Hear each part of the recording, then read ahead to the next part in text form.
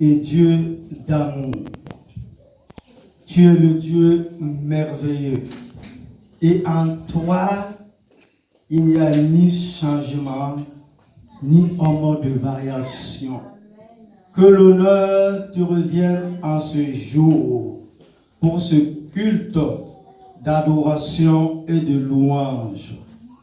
Dieu de gloire, touche-nous en ce matin par ton amour, ton amour, ton amour dans notre cœur, dans notre vie, dans nos gestes. Tu es amour, tu es amour, tu es amour. Oh, toi le Créateur, et tu as été le premier à nous aimer, à nous faire la grâce. Que ta parole de grâce, que ta parole d'amour et de puissance saisit les cœurs et les vies en ce jour. Et au nom du Père, du Fils et du Saint-Esprit, j'ai prié et que quelqu'un dise Amen. Acclame encore notre Seigneur Jésus-Christ de Nazareth. Il est le chemin, il est la vérité et il est la vie. Veuillez vous asseoir, s'il vous plaît.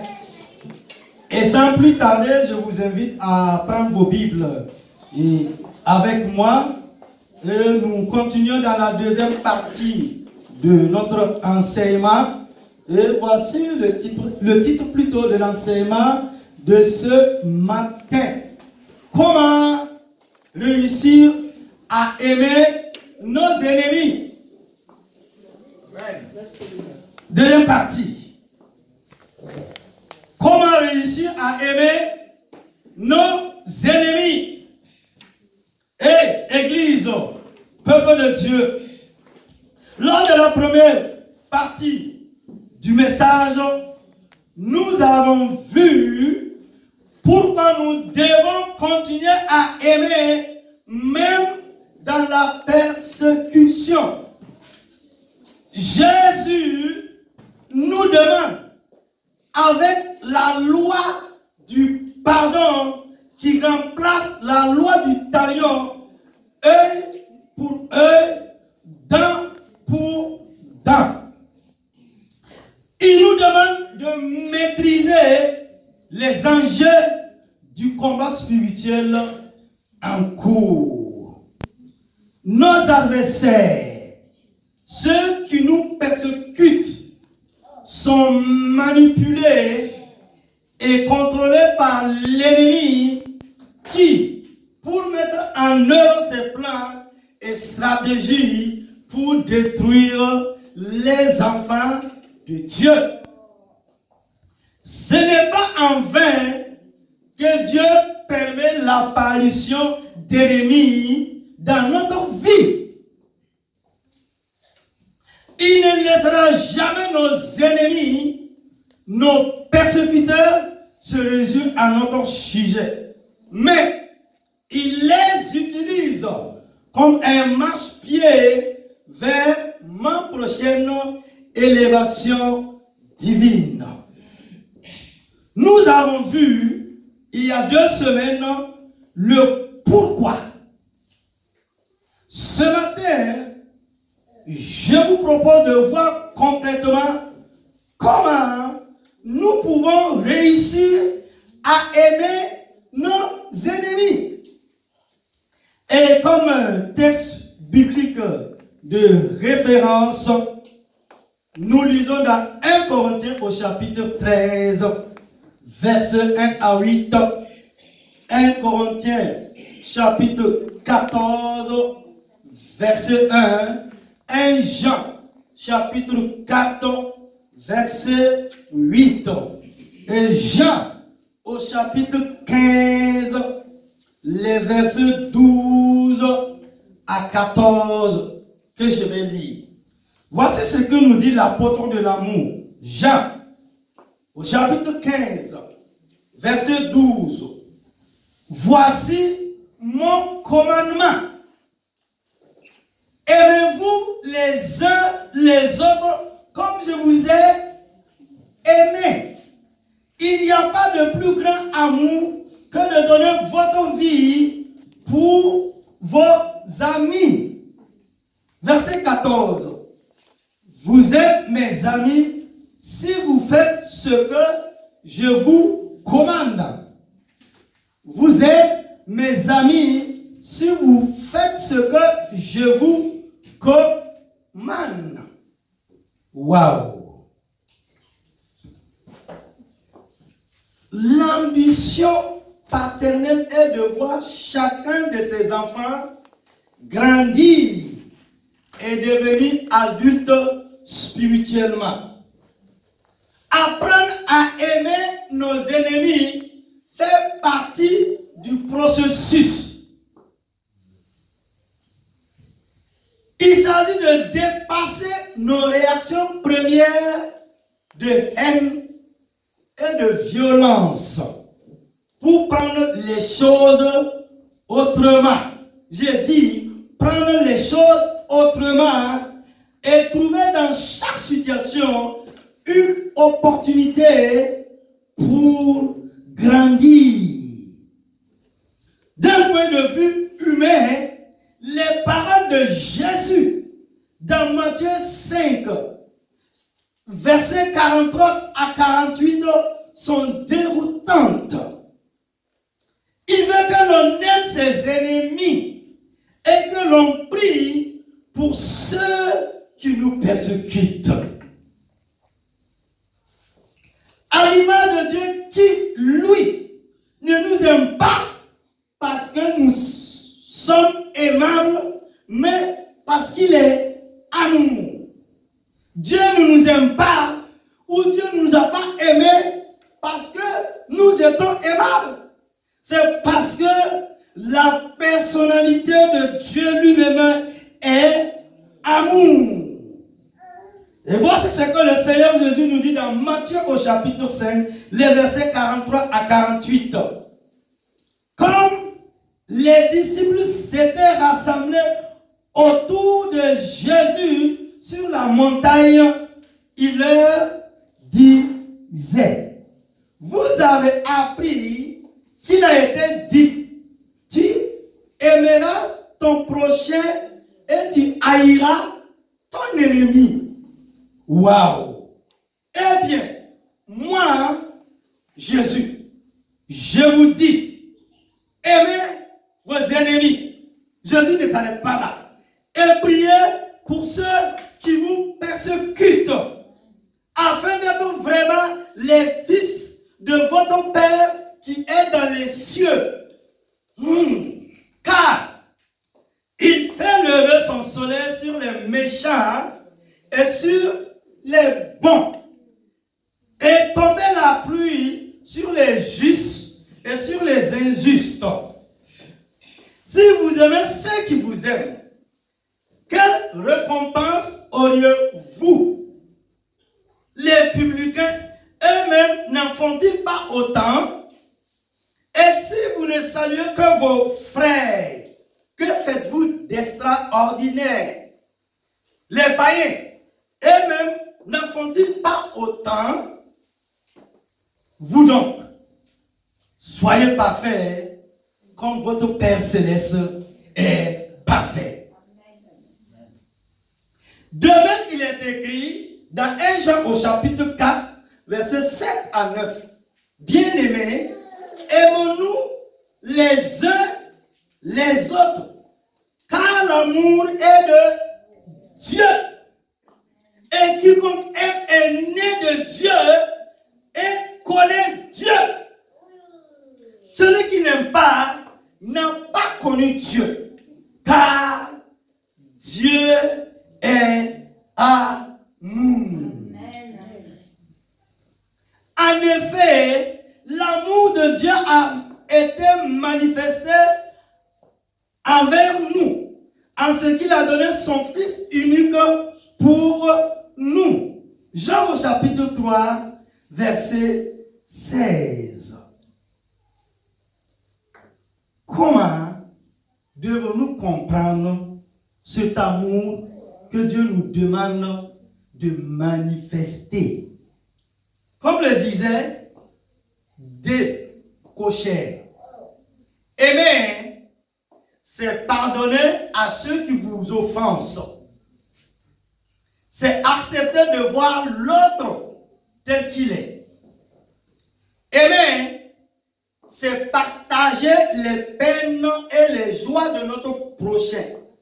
C'est s'approcher de notre frère et de notre sœur sans le blesser. Aimer, c'est lire dans les cœurs la détresse cachée. C'est entendre le cri qui ne sort pas. C'est partager la souffrance, qu'elle soit. Aimer, c'est donner. C'est se donner. C'est répondre à l'attente ou aux besoins de l'être qui se trouve en face de vous. L'amour des ennemis demande une préparation agressive et une vigilance martiale. Pas contre nos frères qui nous importunent, nous attaquent, sinon nous agressent même parfois. Mais contre le vrai ennemi et les pensées qu'il amène dans le cœur. Il faut en fait plus de courage et de force pour laisser Dieu faire sa justice que de se faire justice soi-même. Il est dit quelque part en substance, rends le bien pour le mal et tu accumuleras la colère de Dieu au-dessus de la tête du pécheur. Cela peut paraître étonnant, mais essayons de comprendre pourquoi Dieu nous demande d'aimer nos ennemis. Pour ne pas céder aux mêmes démons qui animent nos ennemis et donc ne pas être avec eux les jouets des démons comme exposé plus haut. Pour permettre à celui qui fait le mal de s'en rendre compte et de s'en repentir. Pas nécessairement sur le moment, mais un jour dans sa vie, dans chacune de nos vies. Il y a un moment où l'on est saisi par l'horreur d'un souvenir, où nous avons vraiment fait du mal à quelqu'un qui ne nous avait rien fait, même si on ne l'a pas fait exprès. Nous pouvons comprendre intellectuellement ces concepts, sans réussir à les mettre en pratique. Comment réussir à sincèrement aimer ses ennemis et à leur faire du bien? C'est ce que je vous propose de voir en 2 points. L'enseignement de ce matin. Premièrement, quand la prière est la première arme pour réussir à aimer nos ennemis. Nous devons prier pour nous-mêmes, mais également pour eux. Tout au long des évangiles, Jésus a parlé de la prière et nous a donné des principes qui permettent d'avoir une vie de prière efficace. Mais il est intéressant de noter que la première déclaration de Jésus relative à la prière traite de la prière pour nos ennemis. Il nous demande de prier pour nos ennemis. Cette prière a un lien très étroit avec la marche dans l'amour agapé. L'amour de Dieu. De même avec l'exaucement ou le non-exaucement de nos prières. nous devons non seulement prier pour nous-mêmes, pour réussir à leur pardonner et à les aimer, mais nous devons aussi prier pour eux. Ah, nous devons prier pour nous-mêmes. D'abord, pour réussir à pardonner comme Dieu nous a pardonné. Pardonner aux autres n'est pas une option pour les chrétiens. Hello, je dis, j'insiste, je persiste, je répète, la Bible dit, pardonner aux autres n'est pas une option pour les chrétiens.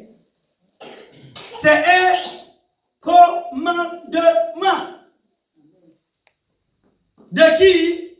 De Jésus. Dans Matthieu, au chapitre 6, verset 12. Jésus nous apprend à prier. Pardonne-nous nos offenses, comme nous aussi pardonnons à ceux qui nous ont offensés.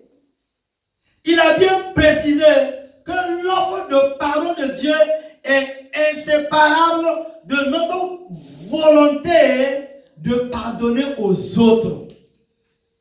Pardonner aux autres n'est pas une option pour les chrétiens. C'est un commandement. Pardonner aux autres lorsqu'ils ont offensé fait partie de notre réponse reconnaissante au pardon de Dieu pour nos péchés par la mort de Jésus sur la croix. Matthieu au chapitre 18, verset 21 à 35. Son pardon est exclusivement basé sur sa grâce et son amour inconditionnel. Parce que nous avons enfreint la loi de Dieu. Nous avons une dette envers lui que nous ne pourrons jamais payer. Si nous demandons à Dieu d'annuler notre énorme dette, alors que nous refusons d'annuler les petites dettes qui nous sont dues, nous sommes au mieux inconséquents. Au pire, hypocrites. Matthieu 6, 12. Deuxièmement, pardonner aux gens est une puissante démonstration de notre amour pour eux. Colossiens au chapitre 3, verset 12 à 15. Comme Dieu est notre Père bien-aimant, il désire nous pardonner nos péchés pour restaurer nos relations avec lui. Tout comme Dieu nous demande d'aimer notre prochain, nous devons aussi lui pardonner.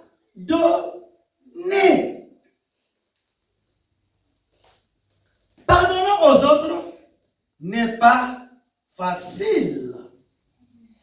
Ce n'est pas naturel. Notre réponse naturelle est de nous venger. Mais Jésus a pardonné à ses ennemis qui le crucifiaient. Avant de mourir, il a prié. Père, pardonne-leur, car ils ne savent pas ce qu'ils font. Luc 23, 34. Nous devons aussi savoir que sans pardon, il n'y a pas de véritable paix. Comme nous péchons tous et que nous nous blessons mutuellement, nous devons autant demander pardon que pardonner. Nous devons autant demander pardon que pardonner. Désirons du fait du pardon notre manière de vivre, pour que cette voie nous mène vers la paix. La paix avec nous-mêmes. La paix avec les autres. Et la paix avec Dieu. Cette paix est une grande et merveilleuse bénédiction que Dieu désire pour chacun de ses enfants. Priez pour avoir ensuite la force de les aimer et demeurer dignes dans le combat. Là aussi, le Christ nous propose l'arme de la prière. Nous devons nous centrer sur Dieu, entrer dans un cœur à cœur avec lui par la prière. Nous réussirons ainsi à prendre un peu de distance à l'égard de nos sentiments vis-à-vis de ce que l'ennemi nous inflige pour entrer dans les sentiments de Dieu, notre Père.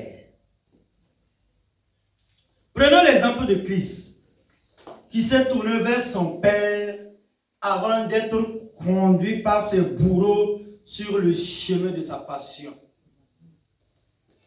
Quand la haine ou la violence prennent des visages concrets, alors que cette parole devient d'autant plus un impératif pour ne pas sombrer nous-mêmes dans la haine à force de souffrance. Aucun pouvoir sur terre ne peut fonctionner contre ceux qui agissent dans l'amour. Pratiquer toujours l'amour nous ouvre à la plénitude de Dieu, à vivre dans sa présence. En vivant selon la nature de Dieu, dans l'amour, nous bénéficions d'une merveilleuse communion de cœur avec lui et nous sortirons vainqueurs de toutes nos situations. Cette présence de Dieu et son amour nous permet aussi de rester dignes dans les combats les plus rudes. Lorsque les rois, Akish, annonça à David qu'il n'aura pas à se battre, il lui fit un compliment admirable. Il reconnut que David avait été digne de confiance et honnête dans toutes ses voies. Il alla même jusqu'à dire: je le sais, car tu es agréable à mes yeux comme un ange de Dieu. 1 Samuel au chapitre 29, verset 9. Je le sais, car tu es agréable à mes yeux comme un ange de Dieu. David avait accompli une chose extraordinaire. Il avait été un homme honorable, même avec ses ennemis. Petit B. Nous devons aussi prier pour nos ennemis. Qu'est-ce que le pasteur nous dit ce matin-là? Hello. Tu dis, oh les aimer.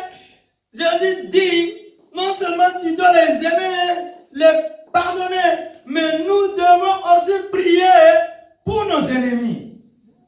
Waouh! Au début, prier pour ses ennemis n'est pas chose facile. Ah, j'attends. Là, c'est le cœur qui parle maintenant là. Et au début, prier pour ses ennemis n'est pas chose facile d'être. Notez bien qu'a fait Jésus alors qu'il était cloué sur la croix, ensanglantant, souffrant, à l'agonie. C'est une rendue en injure contre ses ennemis? Les a-t-il accusés? Non. Il a prié pour ceux-là même qui le crucifiaient. Père, pardonne-leur, car ils ne savent pas ce qu'ils font. Luc au chapitre 23, verset 34. Dans le Nouveau Testament, nous avons l'exemple de personnes qui ont pardonné à leurs ennemis. On priait pour eux et on laissait l'amour de Dieu agir en eux. Étienne fut l'exemple de quelqu'un qui agit dans l'amour envers ses ennemis. Il laissa l'amour de Dieu prendre le dessus. Il fut le premier martyr pour l'évangile du Seigneur Jésus-Christ, dont la Bible rapporte le témoignage. Les persécuteurs de l'église primitive, sur la première église, le lapidaire à mort, et tandis qu'il agonissait, Étienne pria pour ceux qui le tuaient. Et Actes au chapitre 7, verset 59. Priez pour ceux qui vous lapident est assurément une démonstration de l'amour de Dieu. N'est-ce pas? Tandis que ses ennemis le lapidaient, Étienne pria pour eux et demanda à Dieu de ne pas leur imputer ce péché. Si vous ne pardonnez pas à vos ennemis et ne priez pas pour eux, cela peut être une gêne dans votre propre vie de prière. En d'autres termes, il vous est impossible de prier pour vos ennemis sans leur pardonner. Une fois que vous aurez appelé sur eux la bénédiction de Dieu, votre cœur ne vous condamnera plus et vous serez plein d'assurance devant Dieu. 1 Jean 3, verset 20 à 21. Mais, à force de pratique et de prière pour demander à Dieu de nous aider à prier pour eux, nous y arriverons. Étienne pria pour eux et demanda à Dieu de ne pas leur imputer ce péché.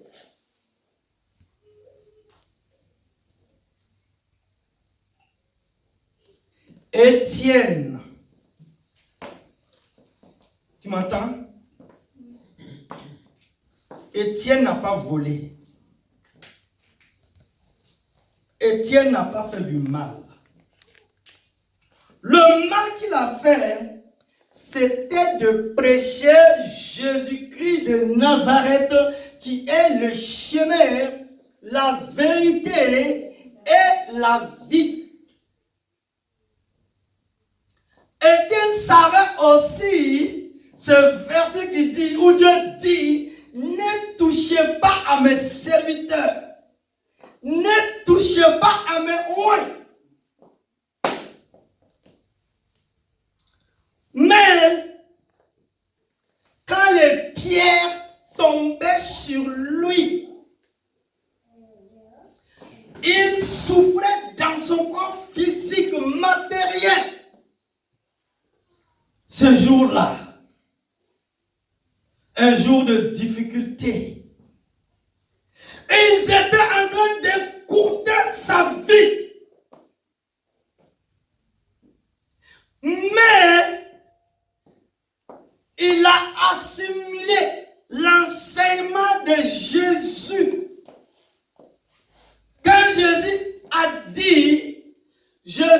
venu avec un commandement nouveau.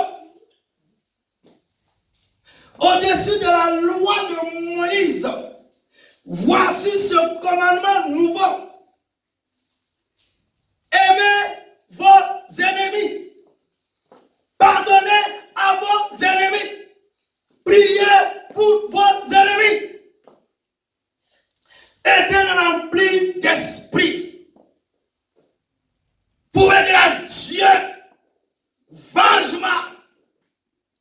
Mais ces jours-là, ceux qui l'ont lapidé, leur ambition, leur boubou, ils avaient déposé ça au pied d'un certain nommé Saul de Tarse. Il veillait sur le bourreau de Étienne. C'est comme il a participé. C'est comme s'il avait validé. Il dit, c'est quelle religion encore? Jésus n'a pas amené de religion sur la terre des hommes. Jésus a amené le royaume de Dieu. C'est un royaume d'amour, de gloire, de puissance, de vie, de libération, de gloire, de puissance. À l'honneur de celui qui est assis sur le trône qui règne à jamais. Étienne souffrait. Bam, bam, bam, bam, bam. Les pieds tombaient sur lui. Il gisait dans son sang. Et un certain jour, il a vu l'homme de Galilée, l'homme de Golgotha, quand il était pendu entre le ciel et la terre. Il a dit à Dieu, s'il savait.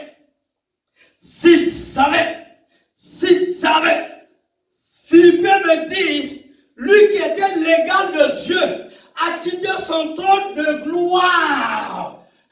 Il est devenu serviteur pour nous sauver, pour nous pardonner, pour nous délivrer, pour nous communiquer l'excellence, pour nous communiquer l'amour de Dieu.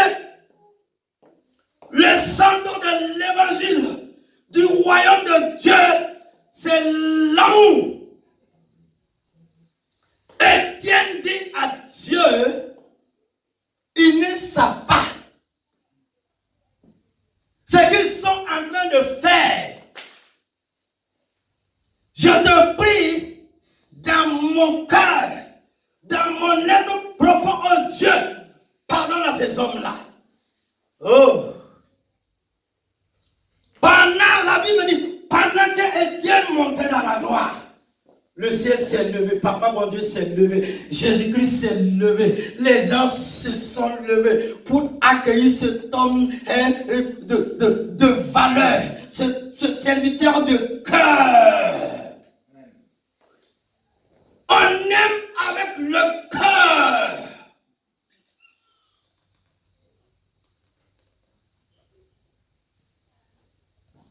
Dieu était debout dans la gloire. Et quand il a plongé son regard sur la terre des hommes, Dieu a vu un de ces bourreaux-là, ce Saul de Tarse. Il dit, Saul de Tarse, Saul de Tarse, Saul de Tarse, moi, Jésus que tu persécutes, tu as persécuté mon église, tu as persécuté mes serviteurs, tu as persécuté mes adorateurs, et en retour, mon amour te séduit. Mon amour vient sur toi, qui est allé dans la pensée de Dieu pour être son conseiller. Un homme comme Saul de Tarse méritait aussi d'être pendu. Mais le regard d'amour de Papa bon Dieu était sur lui. Et il est devenu l'apôtre de tous les temps. Sinon le grand apôtre. Voici la démonstration de l'amour de Dieu. Amen. Voici les points de prière que nous pouvons développer pour nos ennemis. Petit 1. Prier pour leur conversion.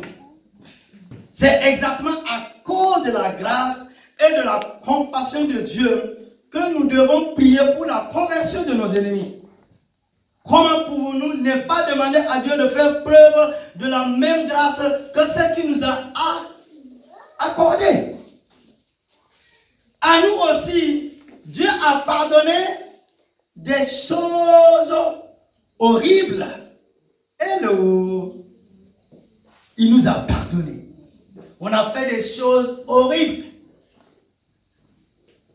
Mais Dieu, dans son amour, nous a pardonné. Jonas nous le prouve dans son livre au chapitre 4, verset 2. Il dit, je savais que tu es un Dieu qui fait grâce et qui est compatissant, lent à la colère et riche en bienveillance et qui regrette le mal. Priez pour que le mal qu'ils font soit restreint. Petit 2. Priez pour que le mal qu'ils font soit restreint.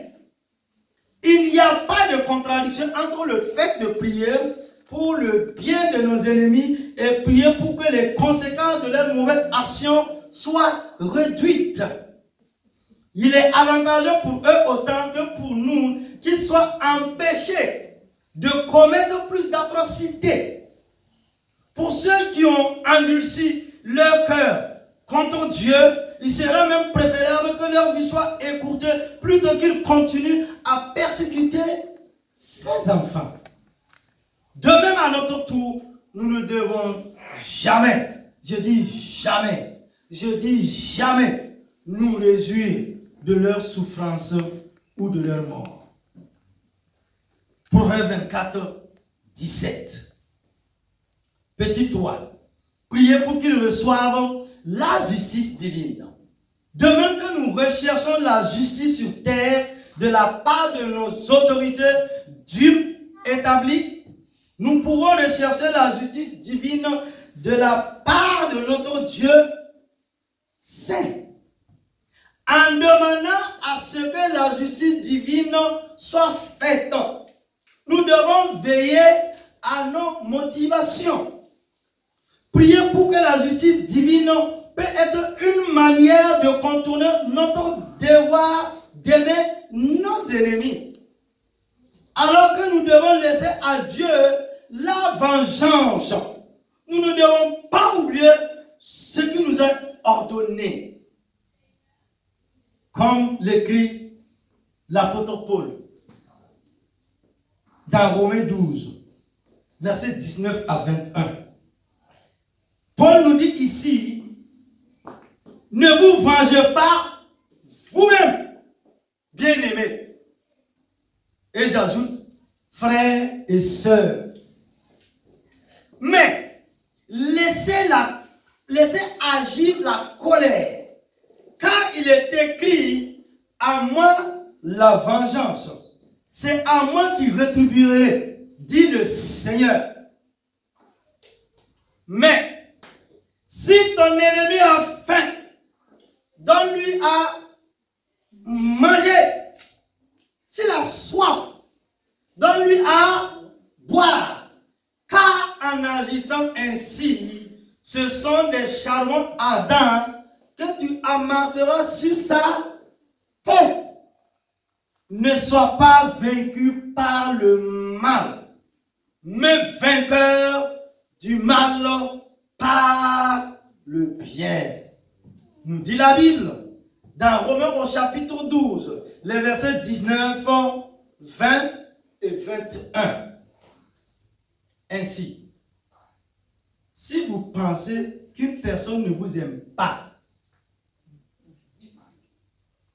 priez pour elle. Trouvez le moyen d'être une bénédiction. Quelqu'un te calomnie, quelqu'un te critique, mon frère, ma soeur. faut pas utiliser la même méthode. Faut pas faire comme lui.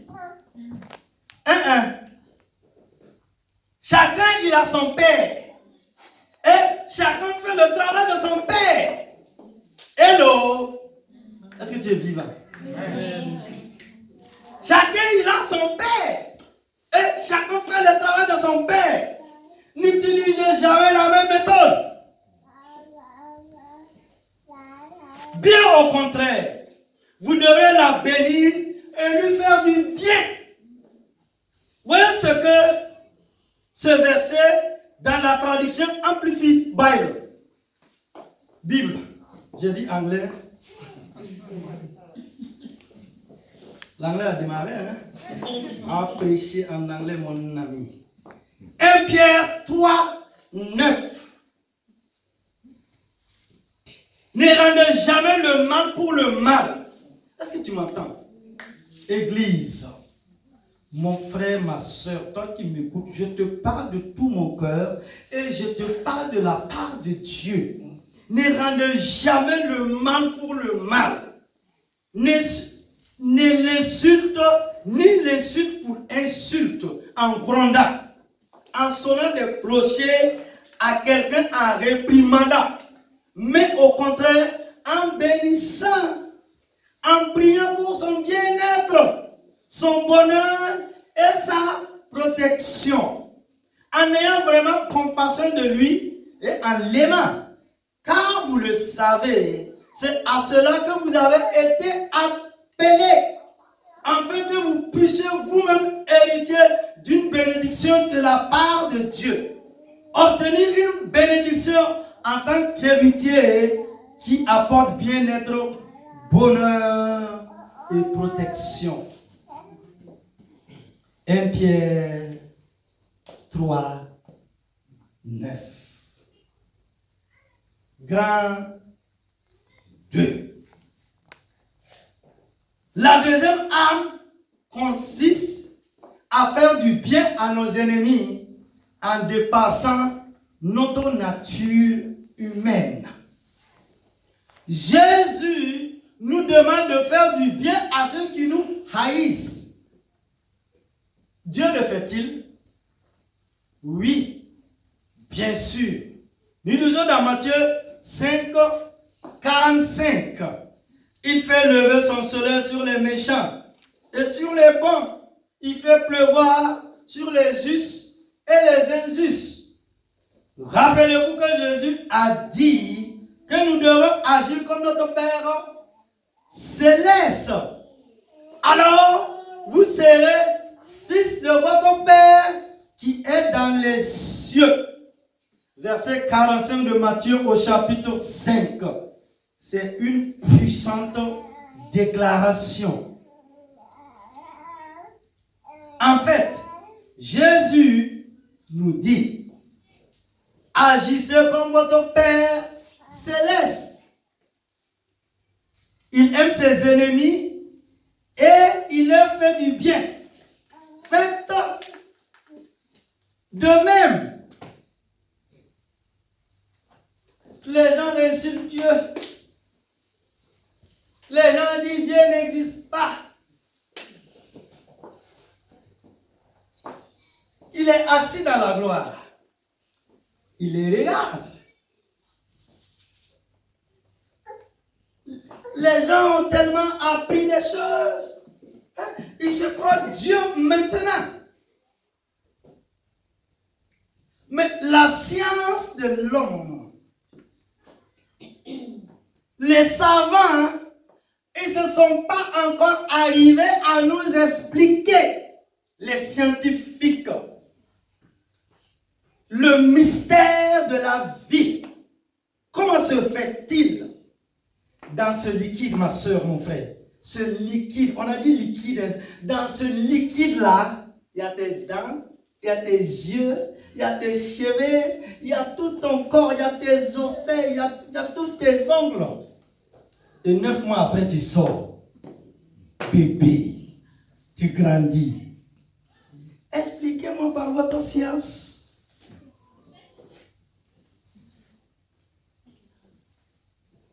expliquez-moi. Évangéliste, il y a cheveux, il y a dents, il y a ton nez, il y a tout dedans. Oh, Dieu est fort, acclame-le. Dieu est fort, il est puissant, il est glorieux, il n'a ni commencement, il n'a ni fin. Et la parole de Dieu nous enseigne qu'il nous faut vaincre le mal par le bien. Romains au chapitre 12, verset 21. Si vous connaissez quelqu'un qui vous hait, trouvez un moyen de lui faire du bien. Achetez-lui un cadeau ou faites-lui un don particulier. Priez pour lui. La façon dont les gens réagissent à l'amour est toujours surprenante. Vous le voyez, c'est ainsi que nous nous comporterons si nous sommes matures dans l'amour de Dieu. Nous agirons comme notre Père Céleste et aimerons les autres qui le méritent ou pas, quel que soit ce que nous pensons. Faites du bien à ceux qui vous haïssent, ceux qui vous persécutent, qui vous insultent, qui jettent la boue sur vous. C'est la façon d'agir de Dieu. Rendre le bien pour le mal. Découvrez ce que vous pouvez faire pour ceux qui vous maltraitent. Demandez au Seigneur comment vous pouvez être en bénédiction à ceux qui vous ont fait du tort. Rendre la gentillesse pour la méchanceté est efficace. Parce que c'est ce que Jésus nous a demandé de faire. La Bible nous dit de ne pas rendre le mal pour le mal, ni insulte pour insulte. Hello. Dans le monde, quand une personne vous attaque, sinon vous agresse, vous pouvez vous venger et lui rendre l'appareil. N'est-ce pas? Je vais me venger. Tu vas savoir que je suis tigresse. Tu vas savoir de quel moment je me chauffe. Je ne suis pas pressé. Tantôt. Je vais me venger. Tiens, mon honneur, ma dignité, mon intégrité, je vais me venger. Mais dans 10 ans, 20 ans, 30 ans, mon ami, vous qui m'écoutez, ce n'est pas biblique. Cela ne vient pas du cœur de Dieu. Si nous avons la sémence de Dieu en nous, nous devons obéir au commandement et à la parole de Jésus. C'est un commandement, ce n'est pas une option. Mais la Bible tient un autre langage. Et un jour, je vais vous parler, je vais faire un enseignement sur le langage du ciel, sur le langage de Dieu. La Bible tient un autre langage. Au contraire, bénissez, bénissez, bénissez, bénissez, bénissez, bénissez, bénissez, afin d'hériter la bénédiction.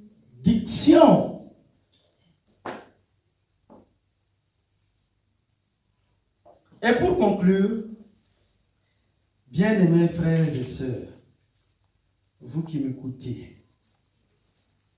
je vais rassurer un frère, une sœur ce matin. Cette information ne s'opère pas en une journée. Et l'ennemi mettra toujours des obstacles pour vous indiquer que vous n'êtes pas capable d'aimer vos ennemis et d'avancer selon la voie prévue par Dieu. Souvenez-vous, avant tout de la prescription de Dieu, si nous le demandons, c'est parce que nous en sommes capables. Vous êtes tombé, vous avez haï votre ennemi, demandez pardon à Dieu et reprenez la route du pardon et de l'amour. Demandez sans cesse l'aide de votre Père. Il a la capacité de transformer par son amour les cœurs les plus endurcis. Laissez Dieu transformer votre vie par son amour, afin que vous puissiez être une bénédiction pour les autres où que vous alliez. Si vous désirez que Dieu vous fasse du bien, faites du bien aux autres. La marche dans l'amour de Dieu est la voie par excellence qui mène à la victoire dans la vie. Et au nom de Jésus-Christ de Nazareth, Amen. Quelqu'un peut dire Amen à la parole de Dieu? Amen. Acclame Jésus pour sa parole. Acclame-le très fort. Que la gloire revienne à notre Dieu. Éternel mon Dieu. Éternel mon Dieu. Tu n'es pas encore réveillé. Éternel mon Dieu. Éternel mon Dieu. Tu m'appelles à aimer mes ennemis. Tu m'appelles à aimer mes ennemis. Tu m'appelles à aimer mes ennemis. Tu m'appelles à aimer mes ennemis. À prier et à leur faire du bien. À prier et à leur faire du bien. À prier et à leur faire du bien. À prier et à leur faire du bien. Comme il ne s'agit pas juste d'un slogan de bonne morale. Comme il ne s'agit pas juste d'un slogan de bonne morale. Comme il ne s'agit pas juste d'un slogan de bonne morale. Comme il ne s'agit pas juste d'un slogan de bonne morale. Je ne pourrais pas réussir sans toi. Je ne pourrais pas réussir sans toi. Je ne pourrais pas réussir sans toi. Je ne pourrais pas réussir sans toi. Par ton esprit qui est source de vie. Par ton esprit qui est source de vie. Par ton esprit qui est source de vie. Par ton esprit qui est source de vie. Viens opérer un changement radical dans mon cœur et dans mes pensées. Viens opérer un changement radical dans mon cœur et dans mes pensées. Viens opérer un changement radical dans mon cœur et dans mes pensées. Viens opérer un changement radical dans mon cœur et dans mes pensées. Dirige-moi. Dirige-moi. Dirige-moi. Dirige-moi. Conduis-moi afin que jamais je n'abandonne la voie du pardon et de l'amour. Conduis-moi afin que jamais je n'abandonne la voie du pardon et de l'amour. Développe en moi ta nature qui est amour. Développe en moi ta nature qui est amour. Développe en moi ta nature qui est amour. Développe en moi ta nature qui est amour. Au nom de Jésus. Au nom de Jésus. Au nom